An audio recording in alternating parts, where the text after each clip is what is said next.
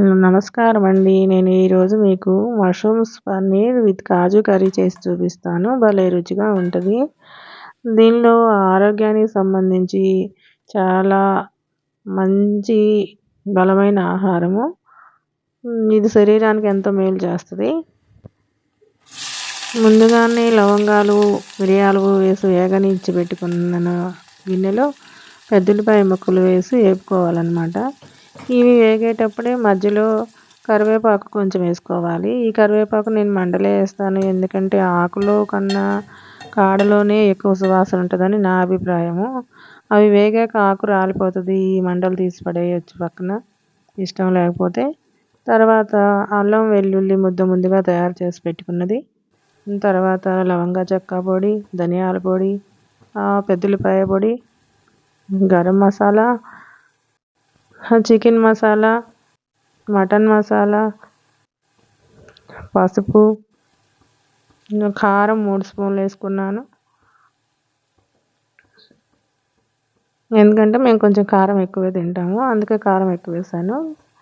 ఉప్పు, ఎందుకంటే ఉప్పు తగ్గించేసాను అనమాట. అల్లం వెల్లుల్లి ముద్దలో ఉప్పు వేసుకుంటాం కదా నిల్వ ఉండటానికి, అందుకే ఉప్పు వేసే దానిలో పైనుంచి తగ్గించేసాను అనమాట. ఇలా అనుకొని ఏగిపోయాక తర్వాత వీటిల్లో టమాటా ముక్కలు వేసేస్తాను అనమాట. ఈ టమాటా ముక్కలు వేయాలి. ఇవి వేసిన తర్వాత వీటిని కొంచెం సేపు మగ్గనివ్వాలన్నమాట. ఈ టమాటా ముక్కలు మగ్గటం అంటే దీనిలో లోపల ఉన్న కండ గుజ్జు ఏదైతే ఉందో అది మెత్తగా అయిపోయేలాగా మగ్గనివ్వాలన్నమాట. ఎందుకంటే అదంతా మసాలాలు ఆ గుజ్జు కలిసిపోయి బాగుంటుంది. ఈ విధంగా మగ్గిన తర్వాత కొంచెం నీళ్లు పోసుకొని ఉడకనివ్వాలి. ఈలోపు పక్కన బాండీలో పన్నీర్ వేపుకుంటున్నాను. ఎందుకంటే పన్నీర్ డైరెక్ట్గా వేస్తే చీదురైపోతుంది ముక్క. అందుకని ఇలా కట్ చేసి వేపుకొని పక్కన నీళ్ళల్లో వేసుకుంటాను. ఎందుకంటే వెంటనే నీళ్ళల్లో వేయకపోతే గట్టి పడిపోతుంది అనమాట. ఈ విధంగా తీసి పెట్టుకున్నాను.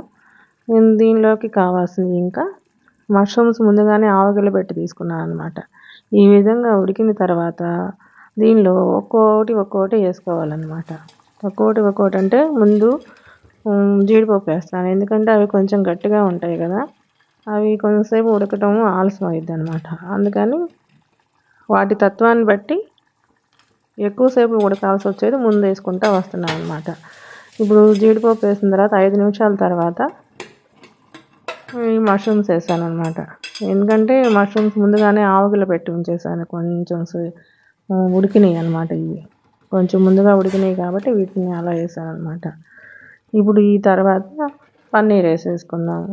దేనికంటే అప్పుడు పన్నీర్ వేసిన తర్వాత ఇవన్నీ సమపాలలో ఉడుకుతాయి అన్నమాట. అంటే ముందుగానే గట్టిగా ఉండేవి ఉడికేసినాయి కదా, తర్వాత దానికన్నా కొంచెం గట్టిగా ఉండే మష్రూమ్స్ వేసాను, దానికన్నా ఇంకొంచెం.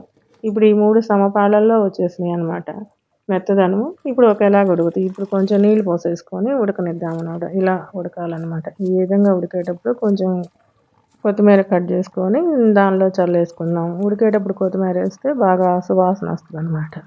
కొంచెం దానిలో వేసేసి దించిన తర్వాత కూర పొయ్యి ఆపిన తర్వాత కొంచెం చల్లుకుందాం. ఈ విధంగా వేసేసుకొని ఉడకనివ్వాలి. ఈ నీరంతా తగ్గిపోయి దగ్గరకు వచ్చేదాకా ఉడకనివ్వాలన్నమాట. కొంచెం తగ్గిపోయింది. ఇప్పుడు లాస్ట్ స్టేజీలో పుదీనా పౌడర్ అనమాట. నిలవ ఉండటానికి పుదీనా ఎండబెట్టి ఉప్పు కలిపి పౌడర్ చేసి పెట్టుకుంటాను నేను. ఆ పౌడర్ ఇలా కూరల్లో వాడతాను అనమాట. అయిపోయింది. ఇంకా దీన్ని దించేసుకుందాము.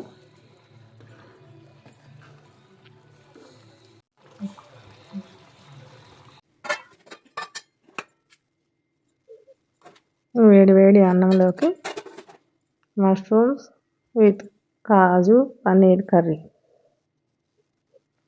కాలిపోతూ ఉంది.